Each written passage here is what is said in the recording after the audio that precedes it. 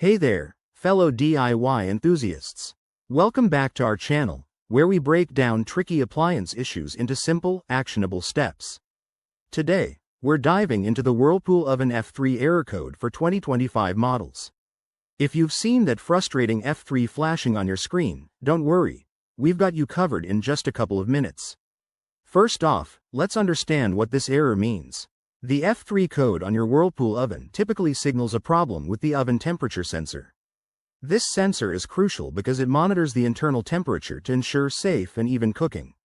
In 2025 models, it's often linked to advanced smart features, but the root cause is usually the same: a faulty sensor or a connection issue. So, why does this happen? Common culprits include a loose wire, a damaged sensor from wear and tear, or even buildup from spills and residue. If you've recently had a power surge or haven't cleaned your oven in a while, that could be the trigger. The good news is, you might be able to fix this yourself without calling a repair tech right away. Let's walk through some troubleshooting steps. Start by ensuring your oven is unplugged for safety. Always prioritize that to avoid any electrical risks. Once it's off, open the oven and locate the sensor, usually at the back of the oven cavity. Check if it's securely connected. If it's loose, gently reconnect it and plug the oven back in to see if the error clears. If that doesn't work, you'll need a multimeter to test the sensor's resistance. A healthy sensor should read around 1000 to 1100 ohms at room temperature.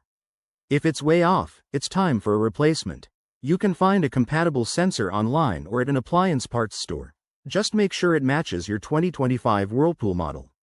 Replacing it involves removing the old one with a screwdriver and installing the new one, then reassembling everything. Remember, if you're not comfortable with these steps or if the problem persists, it's best to call a professional to avoid any further damage. That wraps up our guide on the F3 error code. Thanks for watching, and if this helped, give us a thumbs up and subscribe for more handy tips.